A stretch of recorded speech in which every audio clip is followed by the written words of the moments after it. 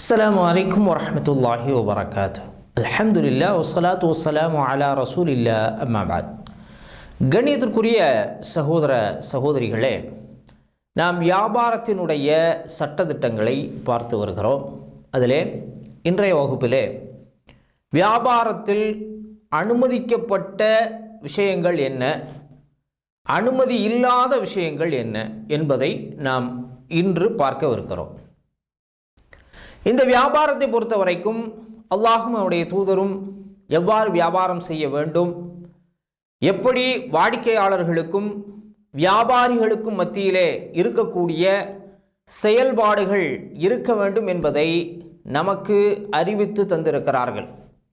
அந்த அடிப்படையிலே வியாபாரத்திலே வியாபாரம் செய்யக்கூடிய நபர், அதேபோன்று வாங்கக்கூடிய நபர், இவர்கள் சில நிபந்தனைகளை வியாபாரிகளிடத்திலே வைக்கலாம். அதற்கு இஸ்லாமிய மார்க்கம் அனுமதி வழங்கி இருக்கிறது. அப்படிப்பட்ட நிபந்தனைகளில் சிலவற்றை நாம் பார்க்கலாம். அதாவது ஒருவர் என்ன செய்கிறார் அப்படின்னு சொல்லி சொன்னால், ஒரு புத்தகம் வாங்குகிறார் என்று சொன்னால், அந்த புத்தகத்தினுடைய அந்த பேப்பர்கள் என்ன கலரில் வேணும்னு சொல்லி அவர்கிட்ட என்ன செய்யலாம், கேட்டு வாங்கலாம். அவர் விரும்பிய கலரை அதில் வைத்து வாங்குவதற்கு உரிமை இருக்கிறது. அதே போல் ஒரு வீடு வாங்குகிறார் ஒருவர். வீட்டில் இந்த கதவு இந்த வடிவமைப்பில் இருக்க வேண்டும். மரத்தில் கதவு வச்சு கேட்கலாம், அல்லது இரும்பில் கதவு வைத்து கேட்கலாம், அல்லது வீட்டில் இருக்கக்கூடிய மற்ற விஷயங்கள், அதாவது ஜன்னல் எப்படி இருக்கணும் அப்படிங்கிறத சொல்லி கேட்கலாம். சுவரனுடைய நிறம் தேவையான நிறத்தில் அடித்து கேட்கலாம். அப்போ இந்த மாதிரி நிபந்தனைகளை என்ன செய்யலாம், வைக்கலாம். இது மார்க்கம் அனுமதித்திருக்கிறது. அதே போல் நாம் ஒரு துணி தைக்கிறோம், டைலர்கிட்ட போய் தைக்கிறோம். அந்த சட்டையில் நாம் பாக்கெட் வைக்கணும், எந்த பக்கத்தில் பாக்கெட் வைக்கலாம், எந்த விதமான நிலையில் எனக்கு அந்த சட்டை வேணும் அப்படிங்கிறத சொல்லலாம். அதே போன்று பெண்களை பொறுத்த வரைக்கும் இதே நிலை தான். அவங்க ஏதாவது தைக்கிறாங்க அப்படின்னு சொல்லி சொன்னால் அவர்களுடைய விருப்பமான விதத்தில் என்ன செய்யலாம், அந்த துணியை தைத்து கொள்ளலாம். அதே போன்று என்ன கலரில் வேணும், இப்போ துணி விற்கிறாங்க அப்படின்னா இந்த கலரில் எனக்கு வேணும் அப்படி சொல்லி வாங்கிக்கலாம், இந்த தரத்தில் வேண்டும் என்று சொல்லி வாங்கி கொள்ளலாம், இந்த நாட்டை சார்ந்த அந்த துணி எனக்கு வேணும் அப்படின்னு சொல்லி கேட்டு என்ன செய்யலாம், வாங்கி கொள்ளலாம். இதெல்லாம் மார்க்கத்தில் அனுமதிக்கப்பட்ட விஷயங்களாக இருக்கிறது. இது மார்க்கத்தில் நபிகள் நாயகம் ஸல்லல்லாஹு அலைஹி வஸல்லம் அனுமதித்திருக்கிறார்கள். அதே போன்று நாம் ஒரு வாகனத்தை வாங்குகிறோம், அதே போல் ஒரு வேறு ஏதேனும் ஒரு விஷயங்களை நாம் வாங்குகிறோம் என்று சொன்னால், நமக்கு பிடித்தமான விதத்தில் அதனை தேர்ந்தெடுப்பதற்கு, அதை நம்ம வியாபாரிகளிடம் கேட்பதற்கு மார்க்கம் என்ன செய்திருக்கிறது, அனுமதி வழங்கி இருக்கிறது. நபிகள் நாயகம் ஸல்லல்லாஹு அலைஹி வஸல்லம் அவர்களும் அப்படிப்பட்ட வியாபாரத்தை செய்திருக்கிறார்கள் என்பதை ஹதீஸுகள் நமக்கு எடுத்து காட்டுகின்றன.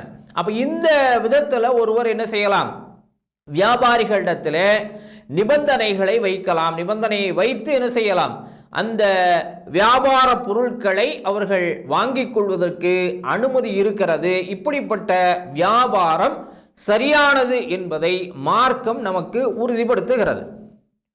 அடுத்ததாக மார்க்கத்தில் அனுமதிக்கப்படாத விஷயங்கள், அதாவது வியாபாரத்தில் என்ன நிபந்தனைகளை வைக்கக்கூடாது, அப்படி வைத்தால் வியாபாரம் செல்லுபடியாகும், ஆனால் அந்த நிபந்தனைகள் மார்க்கத்தில் அனுமதிக்கப்பட்ட நிபந்தனைகள் அல்ல என்பதை அல்லாஹ்வுடைய தூதரும் நமக்கு தெளிவுபடுத்துகிறார்கள். அதிலே முதலாவது விஷயம் என்னவென்று சொன்னால், ஒரு பொருளை நாம் வாங்கும்போது ஒரே நேரத்தில் 2 நிபந்தனைகளை அந்த வியாபாரிகளிடத்திலே வைக்கக்கூடாது.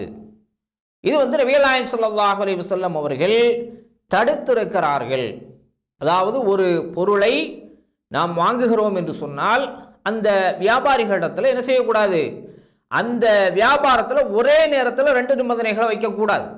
இப்போ உதாரணத்துக்கு சொல்ல போனால், நாம் ஒரு விறகு கட்டை வாங்குகிறோம்.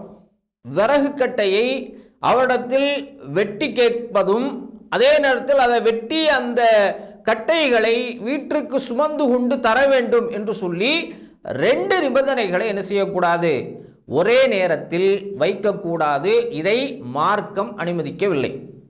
ஒன்றில் அவரிடத்துல என்ன செய்யலாம், சுமந்து கொண்டு போடுங்கன்னு சொல்லலாம், இல்லைன்னா எனக்கு வெட்டி கொடுங்க அப்படின்னு சொல்லலாம். 2இல் ஒன்றைத்தான் என்ன செய்திருக்க வேண்டும், நீங்கள் நிபந்தனையாக வைக்க வேண்டுமே தவிர ஒரே நேரத்தில் 2 விஷயங்களை நிபந்தனைகளாக வைக்கக்கூடாது என்பதை நபிகள் நாயகம் ஸல்லல்லாஹு அலைஹி வஸல்லம் அவர்கள் தடுத்திருக்கிறார்கள்.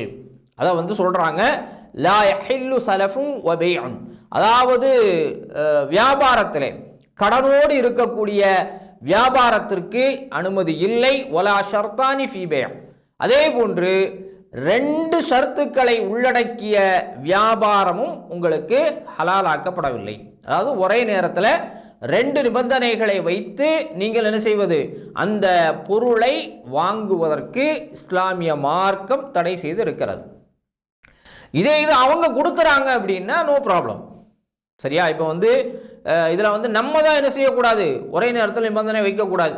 இப்போ விற்கக்கூடியவரே என்ன செய்கிறாரு அப்படின்னு சொன்னால், அவர் கொடுக்குறார், நான் வெட்டியும் கொடுக்குறேன், வீட்டிலே கொண்டு டெலிவர் பண்ணுறேங்க அப்படின்னு சொல்கிறாரு அப்படின்னா அது தப்பு கிடையாது. நம்மளாக என்ன செய்யக்கூடாது, நிபந்தனை வைக்கக்கூடாது. இது மார்க்கத்தில் அனுமதிக்கப்பட்ட விஷயம் அல்ல. இரண்டாவதாக, ஒரு பொருளை ஒருவர் என்ன செய்கிறாரு, விற்கிறாரு அப்படின்னு சொன்னால் அதில் குறிப்பிட்ட சில விஷயங்களை வைத்து என்ன செய்யக்கூடாது, விற்பனை செய்யக்கூடாது. அதாவது உதாரணமாக சொல்ல போனால், இப்போ இவர் ஒரு பொருளை விற்கிறார், ஒரு வீட்டை விற்கிறார் அப்படின்னு சொன்னால், அல்லது ஒரு வாகனத்தை விற்கிறார் அப்படின்னு சொன்னால், அந்த விற்கக்கூடிய மனிதர் வாங்கக்கூடிய ஒரு இடத்துல இந்த வாகனத்தை நீங்கள் வேற யாருக்கும் விற்கக்கூடாது அப்படின்னு என்ன செய்யக்கூடாது, ஷரத்து வைக்கக்கூடாது. அல்லது இவருக்கு, அதாவது ஒரு குறிப்பிட்ட நபரை சொல்லி இந்த நபருக்கு நீங்கள் என்ன செய்யக்கூடாது, இந்த வாகனத்தை விற்கக்கூடாது, மீதியை யாருக்கு வேணாலும் விற்றுக்கிடுங்க, இந்த நபருக்கு விற்கக்கூடாது அப்படின்னு என்ன செய்யக்கூடாது, ஷரத்து வைக்கக்கூடாது.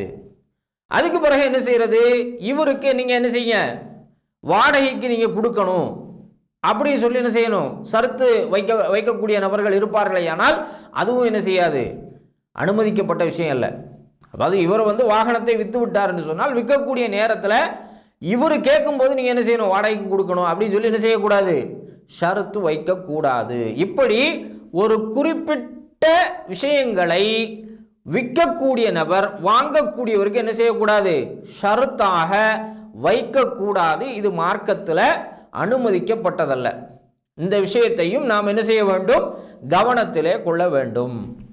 மூன்றாவதாக, அதாவது ஒரு உடன்படிக்கை இருக்கிறது என்று சொன்னால், அதிலே வைக்கப்படக்கூடிய, அந்த வியாபாரத்திலே வைக்கப்படக்கூடிய ஷர்த்துகள், நிபந்தனைகள் மார்க்கத்திற்கு உட்பட்ட நிபந்தனைகளாக இருக்க வேண்டும். மார்க்கத்தில் அனுமதிக்கப்படாத நிபந்தனைகளாக இருக்கக்கூடாது. இப்படி விற்கப்படக்கூடிய அந்த நிலையை பொறுத்தவரைக்கும் வியாபாரம் சரியானதாக இருக்குமே தவிர நிபந்தனைகள் மார்க்கத்தில் என்ன செய்யப்படாது, ஏற்றுக்கொள்ளப்பட்டதாக இல்லை என்று சொல்லி நபிகள் நாயகம் ஸல்லல்லாஹு அலைஹி வஸல்லம் சொல்கிறாங்க. இப்போ நீங்கள் ஒரு வியாபாரத்தில் விற்கிறீங்க அப்படின்னு சொன்னால் அதனுடைய நிபந்தனைகள் எப்படி இருக்கணும், மார்க்கத்தினுடைய அடிப்படையில் ரசூல் ஸல்லல்லாஹு அலைஹி வஸல்லம் அனுமதித்த விதத்தில் என்ன செய்யணும், அந்த நிபந்தனைகள் இருக்க வேண்டுமே தவிர மற்ற நிபந்தனைகள் நிறைய வச்சிருப்பாங்க. அதாவது இஸ்லாம் அல்லாமல் பொதுவாக என்ன செய்யும், ஏகப்பட்ட நிபந்தனைகள் ஒரு வியாபாரத்தில் வச்சிருப்பாங்க. அப்படிப்பட்ட அந்த நிபந்தனைகள் ஒரு வியாபாரத்தில் இருக்கும் என்று சொன்னால் அந்த வியாபாரம் சரியாகுமே தவிர நிபந்தனைகள் மார்க்கத்தில் அனுமதிக்கப்பட்ட நிபந்தனைகள் அல்ல என்பதை நாம் கவனத்திலே கொள்ள வேண்டும். அதனால தான் நபிகள் நாயகம் ஸல்லல்லாஹு அலைஹி வஸல்லம் அவர்கள் சொல்லுகிறார்கள், ஒரு வியாபாரத்திலே நிபந்தனைகள் வைக்கப்படுவது அல்லாஹுடைய வேதத்தில், அதாவது கிதாபில் இல்லாத விஷயங்கள் 100 நிபந்தனைகள் இருந்தாலும் அது என்ன செய்யப்படாது, மார்க்கத்திலே ஏற்றுக்கொள்ளப்பட்ட நிபந்தனைகள் அல்ல என்று சொல்லி நபிகள் நாயகம் ஸல்லல்லாஹு அலைஹி வஸல்லம் நமக்கு தெளிவுபடுத்துறாங்க. அப்ப இந்த விஷயங்கள் எல்லாம் ஒரு பாத்திலான விஷயங்கள். இப்போ வியாபாரம் செய்யக்கூடிய நபர்களும் அதே போன்று ஒரு பொருட்களை வாங்கக்கூடிய நபரும் இவற்றையெல்லாம் என்ன செய்ய வேண்டும்?